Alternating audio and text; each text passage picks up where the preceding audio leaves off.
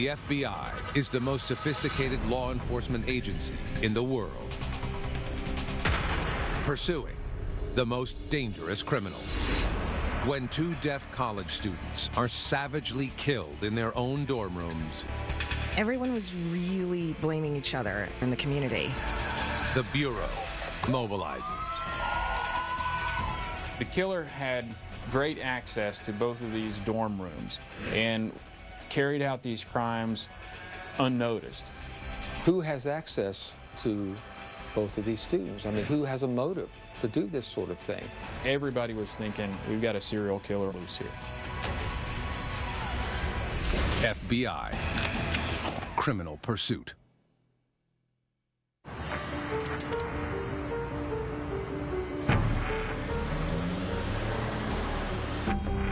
September 28th, 2000. It's a quiet day on the campus of Gallaudet University, the Harvard of higher education for the deaf. Surrounded on all four sides by fencing, the campus is a tranquil island in one of D.C.'s roughest neighborhoods. Once you got right outside of Gallaudet, you'd get mugged like that. The fences didn't, to me, feel safe because things can happen inside of an island, not just outside of an island.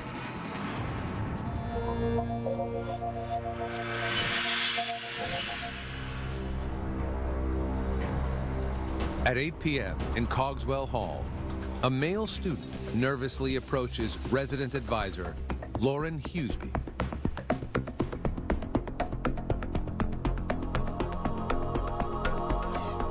He told me that he was supposed to meet up with Eric Plunkett for a tutoring session. So I told him, why don't we wait a few minutes and see, maybe he'll show up a little bit later.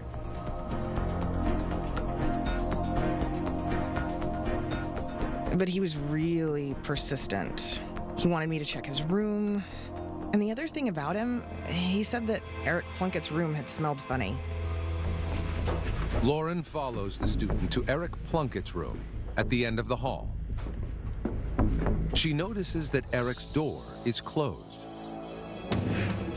That's unusual for the outgoing 19-year-old freshman who has a mild case of cerebral palsy. Lauren can't enter the room alone. The rule is that I was supposed to have a second person there for witnessing purposes. And also, that would have to be a male. She finds resident advisor Thomas Cook. And then Lauren showed up in my room, and I was like, hey, what's going on? And she said, I don't know. Someone reported that Eric's room smelled funny. So I said, all right, well, let's check it out. As he approaches Eric's room, Thomas feels uneasy.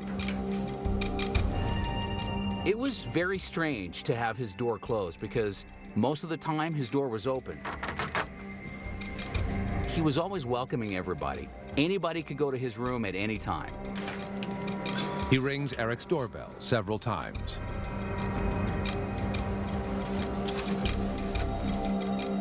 The doorbell has a light bulb above the door.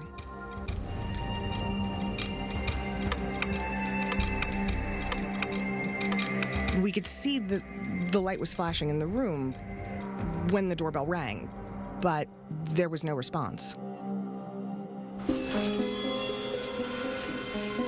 We have a master key where I can get into anybody's door at any time.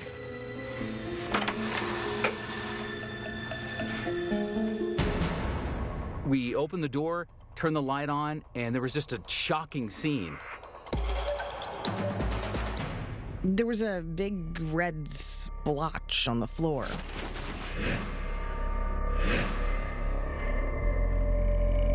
I thought it was really odd, so I followed those spots to his body.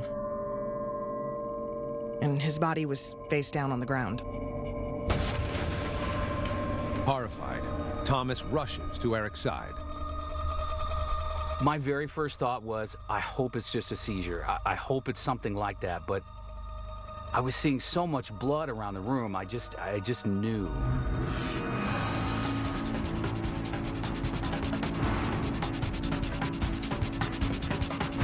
Thomas tells Lauren to call campus security while he gets their supervisor.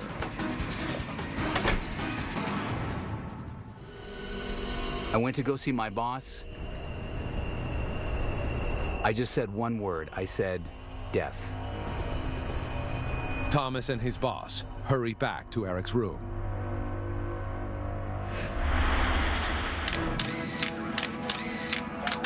DC Metro Police are called to the scene. It's clear to them that Eric's death was no accident.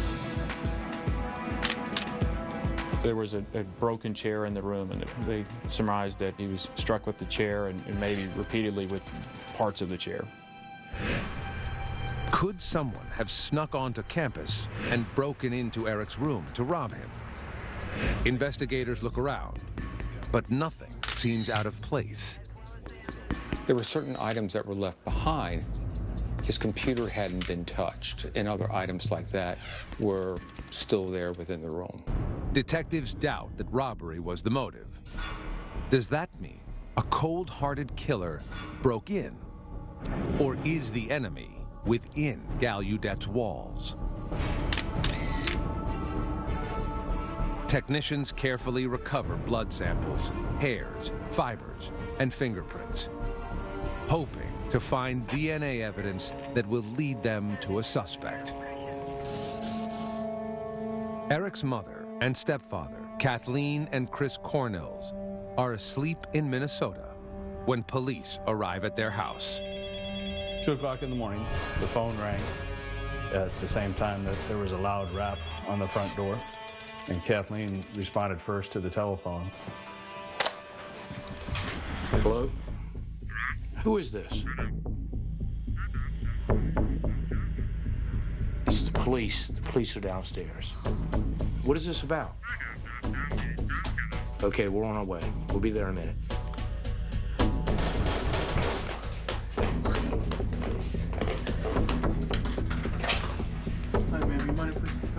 They asked if he, was a student in Gallaudet, Washington, D.C. Yes. Then they told us there'd been an altercation and that he was dead.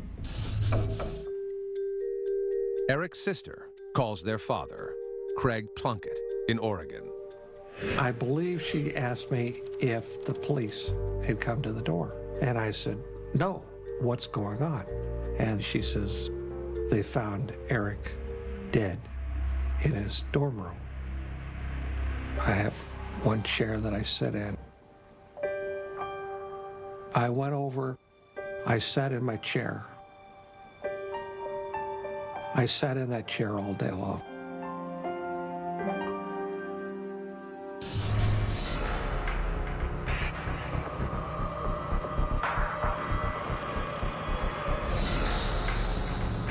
As word rapidly spreads around the small campus, everyone is stunned. Though he was new to Gallaudet, Eric was already popular. I just kept thinking, why him? I have to admit, I was starting to think, well, maybe he was an easy target. I did think of that. He did have cerebral palsy. He did live alone. He lived at the very last room on the hallway. He wasn't very close to where traffic areas where people congregated. Detectives begin interviewing witnesses. Because of the language barrier, it's a painstaking process. You're oftentimes restricted on the pace of the interview because a lot of times you have to go through an interpreter. And so it takes so much longer. And sometimes you miss out on nuances and things like that you would typically pick up on somebody who could speak with you. So excited to go and check. Detectives finally glean some intriguing information. Eric was homosexual and had recently become secretary of a campus club for gay and lesbian students. There's great concern that it was the result of a hate crime due to his particular sexuality. One student even tells detectives that he saw another student sign, "One less fag." after Eric died. Everyone was really blaming each other.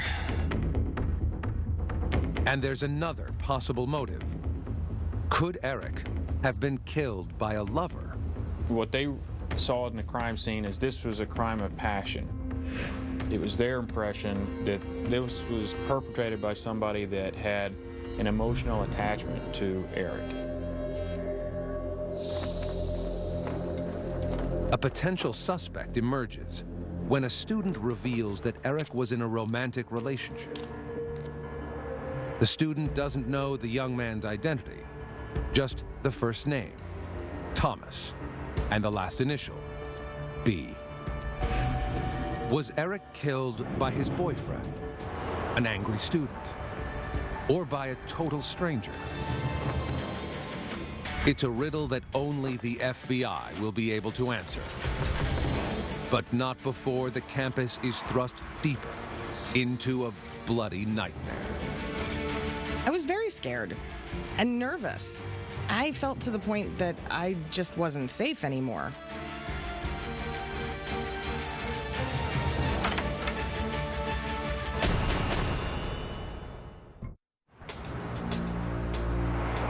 It's been less than 24 hours since 19-year-old college freshman Eric Plunkett was beaten to death in his dorm room at Gallaudet, a university for deaf students in Washington, D.C.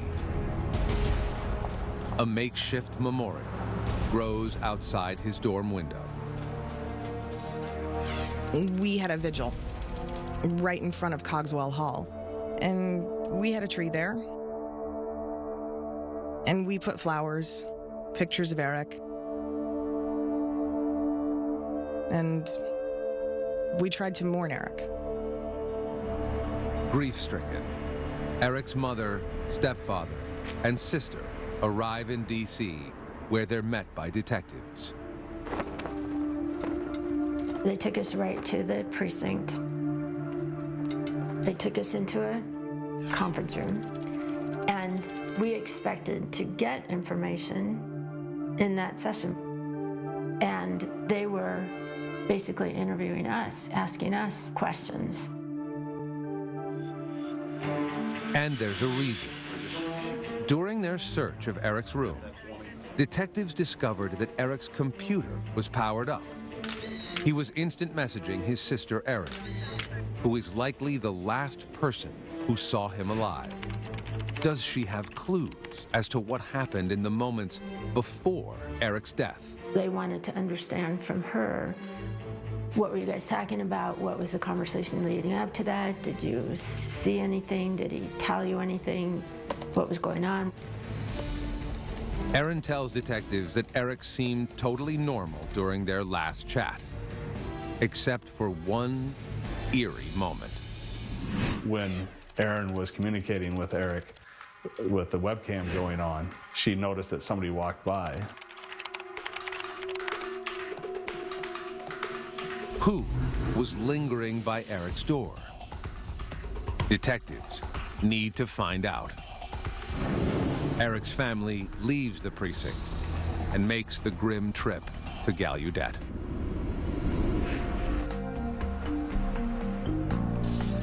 Eric's mother flashes back to the day she dropped Eric off. We were getting ready to leave, and gave him a hug, and I said, just the typical, good luck, I don't want to leave you.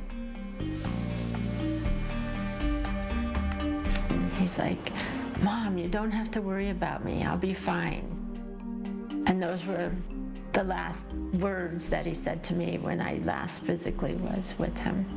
Don't worry about me, Mom, I'll be fine.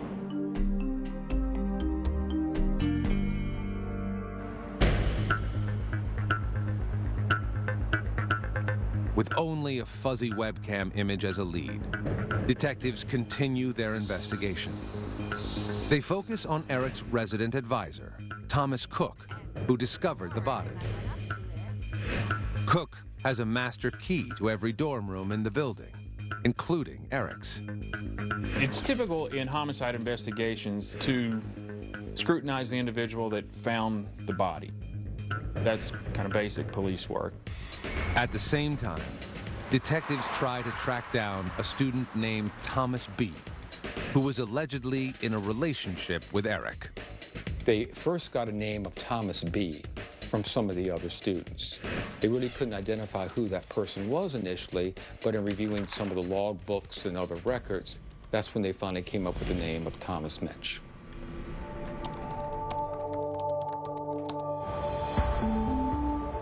Thomas Minch is a freshman with no criminal record and no disciplinary problems at the school. It was also determined that they apparently had a bit of a falling out sometime prior to his death.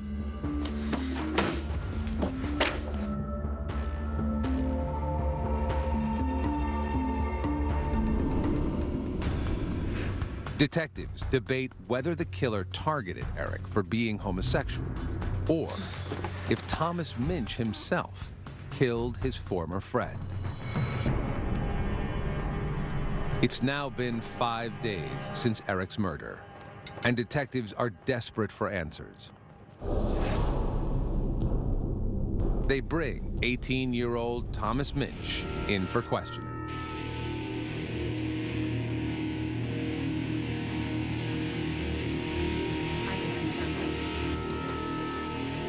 Thomas, I appreciate you coming in to speak with me today. Detectives interview Minch for more than 2 hours. Yes, I pushed him down. So? Minch admits he and Eric had been close and fought when Minch ended the relationship.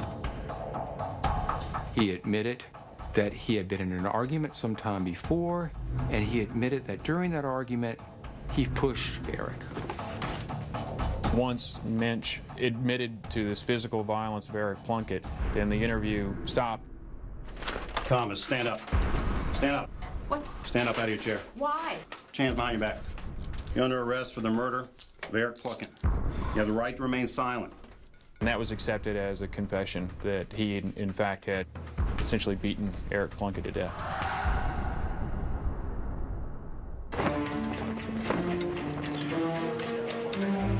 D.C. Metropolitan Police arrest Thomas Minch and charge him with second-degree murder.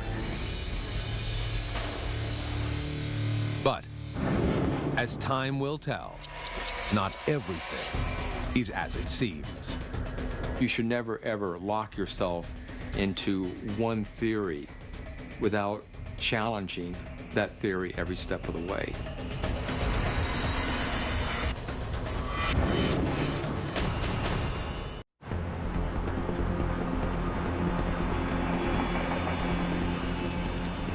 Just hours after Thomas Minch is arrested for the murder of Eric Plunkett, the sensational news of one deaf student killing another on a world-renowned campus floods the airwaves.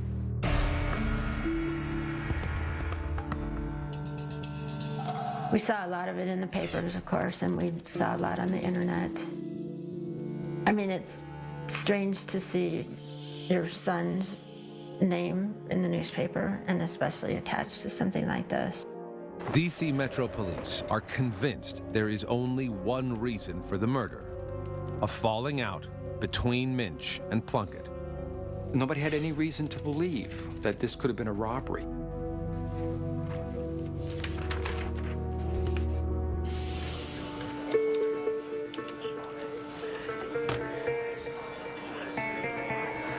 Detectives collect fingerprints, blood, and handwriting samples from Minch to compare to evidence collected at the crime scene.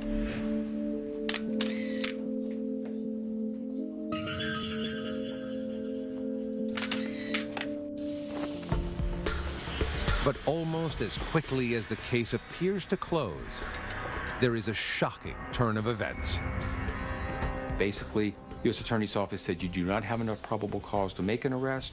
You should not have made an arrest on this. We're going to throw the case out at this point. To everyone's surprise, Minch is released, though he remains the chief suspect.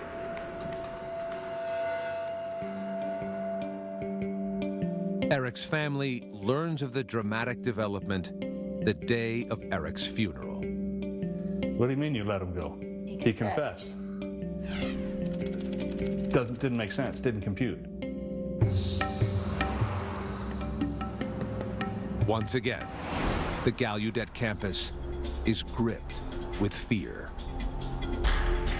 The students felt nervous about Minch's release. They were looking behind their backs, making sure they were safe. And they complained to the president of the university. And the president had told them, that he won't be coming back to school until the investigation's over and that he was suspended.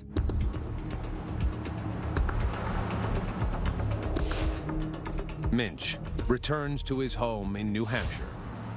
But students can't help but wonder, has a killer been set free?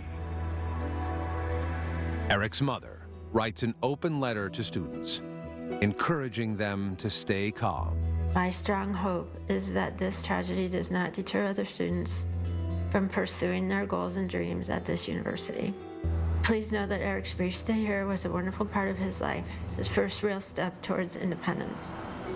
My sincerest wishes for continuing success for Gallaudet University.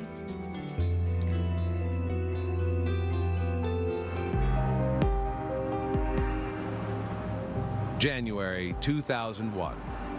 3 months after Eric Plunkett's murder, classes resume at Gallaudet. Everyone felt that we were back for the second semester and that it would be a pretty good semester. That optimism is shattered in the early morning hours of February 3rd. A fire alarm goes off at Cogswell Hall, the same dorm where Eric Plunkett was killed. The alarm is accompanied by flashing lights to alert profoundly deaf students. Hughesby and the other RAs go room to room, making sure everyone evacuates. And I saw the other RA who recently checked the 4th floor. His facial expression was really in shock. He looked down to talk to my supervisor, and they said, "There's another one." And I thought, what are you talking about, another one?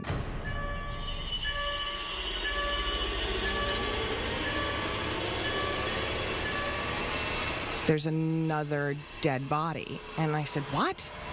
I just couldn't believe it. This can't be happening again. Officer, go ahead and take a picture of these stab wounds. DC Metro Detective James Trainum arrives on scene. The room was in such disarray, and the victim was in such a state that nobody had been able to make a positive ID who he was. With a second body on their hands, DC Metro Police immediately reach out to the federal agency equipped to handle high-profile homicide investigations, the FBI.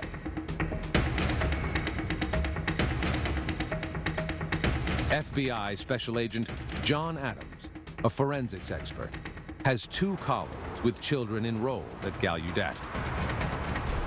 There was some personal investment in this case on my part so that not only the Gallaudet community could have some peace of mind, but really that these FBI folks, they could have some peace of mind.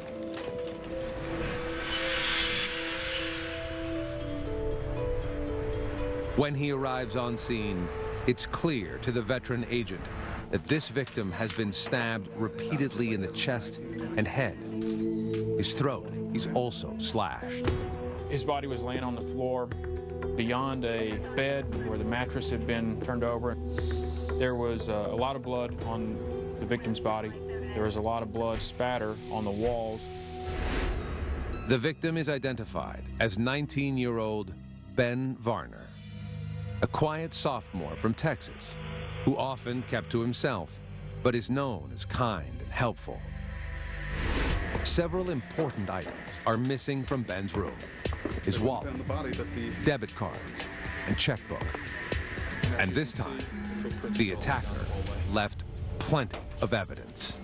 There was a bloody trail of shoe tracks that appeared to exit Benjamin Varner's room and progress down the hall in the Cogswell dorm. There was a blood trail that came from out of the building, and we were able to follow it, and it led past a dumpster that was located over in that area. And the initial crime scene technicians who got on the scene, what they found was a bloody jacket in the dumpster. Could the murder weapon be inside the dumpster as well?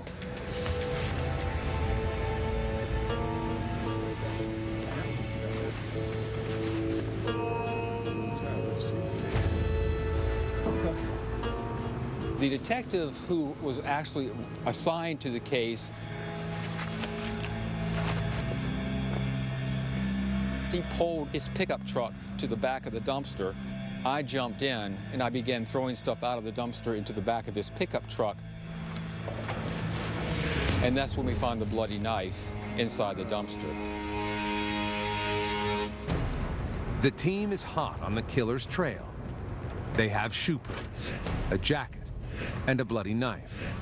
Will the evidence be enough to lead them to the killer before he strikes again? Everybody was thinking, we've got a serial killer who's here. Gallaudet students were afraid for their personal safety. There was even greater concern that the killer was still targeting Gallaudet students.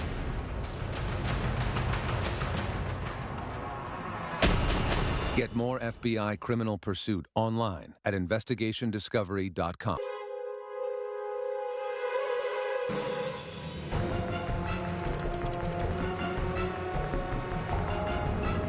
Four months after Eric Plunkett is murdered in his Gallaudet University dorm room, Ben Varner is killed in the very same building. I felt really responsible. I thought maybe I didn't pay attention to the people in the dorm. Why didn't I notice a stranger coming into the dorm? Investigators managed to recover bloody shoe prints, a jacket, and a knife from the crime scene. They quickly determined that the knife belonged to Ben himself. But the investigation slows when the interviews begin. We just interviewed everybody in the Cogswell dorm, and anybody that had any connection to Benjamin Varner, trying to get a better understanding of his movements and his activity, dealing with interpreters. That really slowed down that process, and there was a number of individuals that needed to be interviewed, and so that took several days to get through all that. The agents stick with it, convinced that the heartless killer is within reach. The killer had great access to both of these dorm rooms and carried out these crimes unnoticed. So it was fairly clear to us that we're dealing with somebody that is on campus and very likely resided within the dormitory itself, to be able to gain that level of access without raising anybody's scrutiny. Investigators learned that resident advisor Thomas Cook, who had discovered Eric Plunkett's body, lives across the hall from Ben. This is another one of my students. Eric was my kid, and Ben was my kid. And I was like, why is this going on? What did I do? And, you know, did I not protect them enough? Was I supposed to be protecting them? Investigators eye Cook as a possible suspect. And I was just 100% furious. I mean, who would have suspected? Who dare think that I would do something like that? To think I would be a murderer? Cook's DNA is tested, but it doesn't match evidence left at either scene.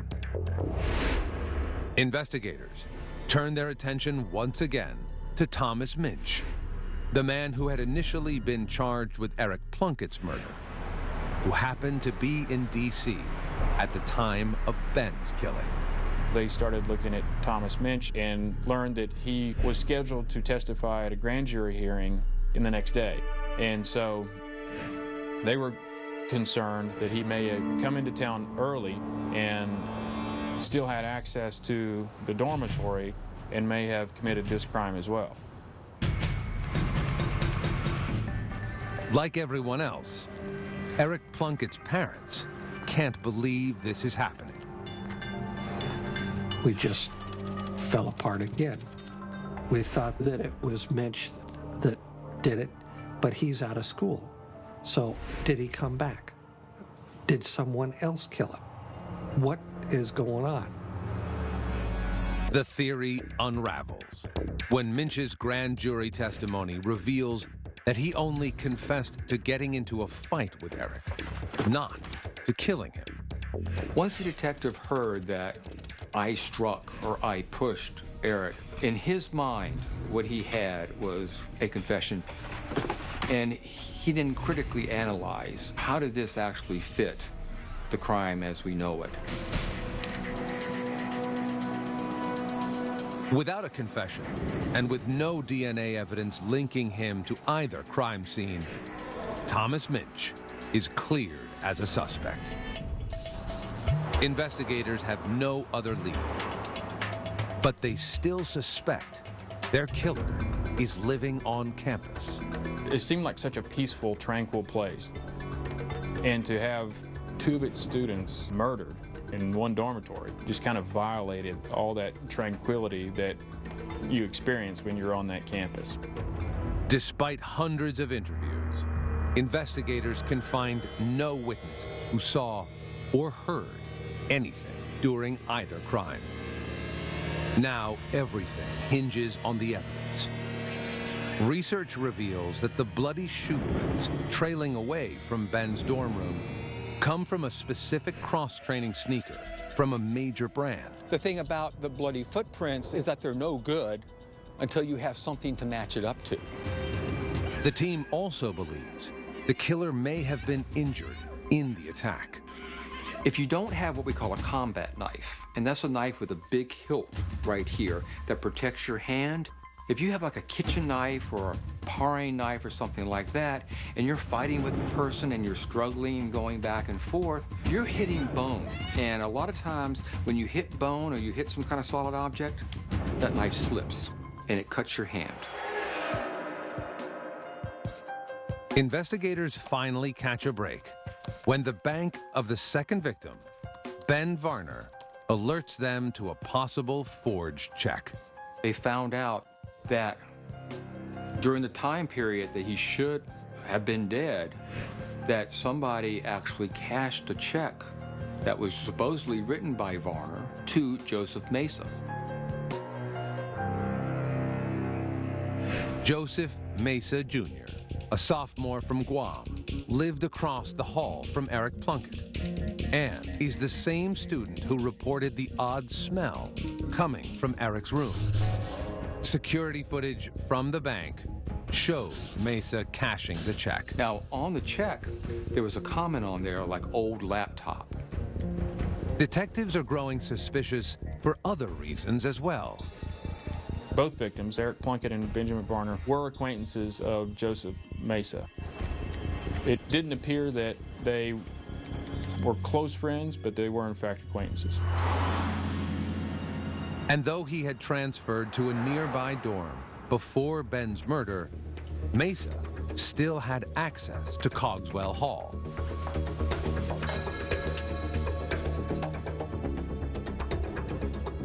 I saw him at Cogswell Hall a couple of times. He was there with the students, and I didn't even think odd that he was coming into Cogswell Hall because he was socializing with the other students there.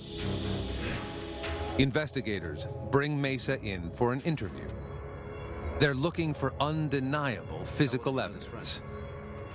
What you're looking for are cuts on the hand. That's a telltale sign. Do investigators finally have their man? Or are they once again on the wrong trail? After Ben's murder, everyone did look at each other. Was it you or not? It became ugly.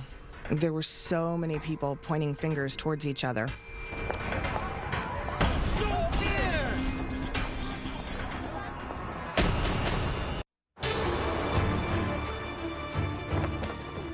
Investigators have identified 22-year-old Joseph Mesa as a prime suspect in the stabbing death of Gallaudet University sophomore Ben Varner. They know they'll likely see cuts on Mesa's hands if he is, in fact, the killer. So when they interviewed Mesa, what they asked to do is, of course, to look at his hands. And they saw that there were cuts on his hands. Despite these telltale signs, Mesa denies everything. During the interview, Mesa lied to them. And a lot of times a lie can be as good as a confession. He said that he had never been in Varner's room, that he had never gotten a check from Varner, and that there was nothing about a laptop in there. Agents suspect Mesa's their man. But after what happened with Thomas Minch, they want to make sure that this time, the right killer is caught. The detectives were able to use those lies, were able to use the check and the videotape, and able to use the fact that Mesa said that he had a certain type of shoe which matched what the FBI said. They were able to use that to develop probable cause to actually get a search warrant for his room. But just as investigators submit paperwork to obtain the search warrant, Mesa shocks them by coming forward to confess. He had talked to his girlfriend. He had admitted to her that he had done the murders, and she had convinced him that he needed to do the right thing and come turn himself in. And that's what he did. He came in and he confessed to the murder of Varner. I want to show you a knife, and you tell me if this knife is similar. Yeah, that's it. Mesa says he brought a knife to Ben's room, but he saw a larger knife belonging to Ben and decided to use that one instead. I stabbed him. He got up, walked over, and fell. Then I stabbed him right here in the cheek, and he started bleeding, and he tried to defend himself and tried to get away, and he came towards me and then got blood on me. I tried to choke him. And I had his neck in my arm, trying to choke him that way. After killing Ben, Mesa took his money.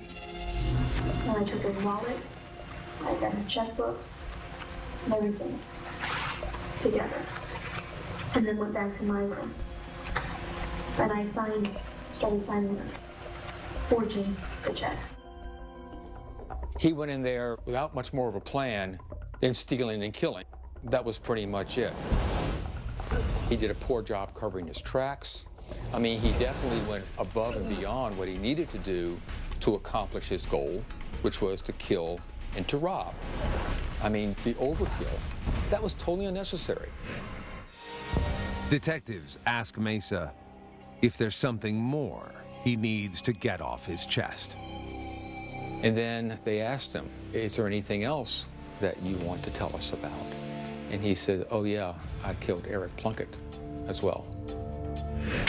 According to Mesa, the motive was always money, nothing more. I don't understand why I needed the money. I had $550, so this was an additional $650. So I thought with my $550 and with that $650, that would be enough to buy whatever we wanted. You know, to buy things for my girlfriend, like a TV, a mouse, so it matched everything, so it'd be purple all over. The robbery motive that turned out to be the driving force behind the killings that Joseph Mesa perpetrated was quite different than what was thought to be the motive during the investigation. Investigators still need concrete physical evidence to lock their case. They search Mesa's dorm room and hit the jackpot. Going into his room, that's when they found the bloody shoe. And that's when the game was up. The shoes match the bloody shoe prints leading from Varner's room. Investigators also uncover some items that had been bought with Eric Plunkett's debit card after his death.